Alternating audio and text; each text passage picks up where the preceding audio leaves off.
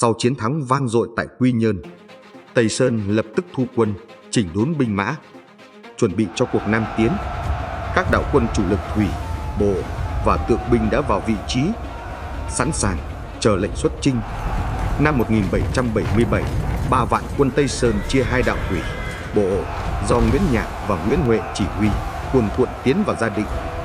Hai cánh thủy bộ xuôi nam, áo vải tung bay giữa nắng đỏ, từng hàng quân bền bước, không nghỉ. Tại Gia Định, chúa Nguyễn Phúc Thuần và Phúc Dương hạ lệnh cố thủ, pháo lũy dựng dày, chống trận dồn vang. Tây Sơn đội quân của thời đại mới, còn Nguyễn Triều thế lực phong kiến đang hấp hối trong tàn tro. Đêm đến, thủy binh lặng lẽ xuôi dòng, bộ binh bí mật áp sát thành, lưỡi đuốc soi bóng sông Đồng Nai. Pháo thần công rền vang, lửa chiến bừng sáng trời Nam, thời đại đổi thay, đã điểm. Tây Sơn chia 3 hướng vây thành, từ sông, từ rừng và từ đồi lửa, khói chiến phủ kín Gia Định.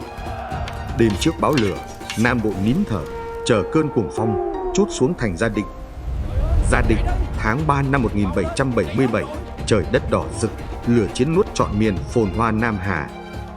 Đạo quân chủ lực Tây Sơn ào ạt tiến công, 10.000 tinh binh, hỏa tiễn và pháo dội như sấm, phá cửa Bắc thành.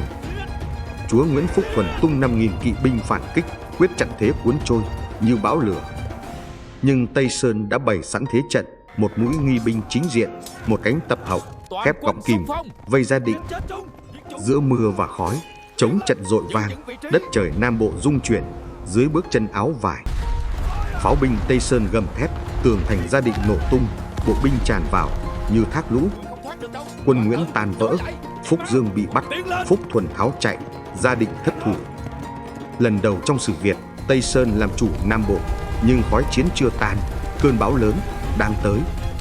Năm 1777, lửa chiến vừa tan, trời Nam dợp bóng cờ Tây Sơn, từ cho tàn phồn hoa, kỷ nguyên áo vải mở ra. Dân Gia Định đón nghĩa quân như đón mưa đầu hạ, niềm tin dâng lên, dợp trời sắc cờ mới. Trong doanh trại khói lan, Nguyễn Nhạc và Nguyễn Huệ bàn mưu giữ phương Nam, dẹp loạn trong, chống giặc ngoài. Từ Gia Định, cờ Tây Sơn tỏa khắp miền sông biển, phương Nam, một sắt đỏ tung bay. Nguyễn Phúc Ánh chạy ra Phú Quốc, triều cũ tan tành, mầm quyền lực chưa tắt. Từ cho tàn, Tây Sơn dựng lại trật tự, ngọn lửa chính nghĩa bừng sáng tận cùng đất Việt. Nhưng từ biển Tây, cơn bão khác đang dâng lên. Xiêm La kéo 5 vạn quân vượt sóng.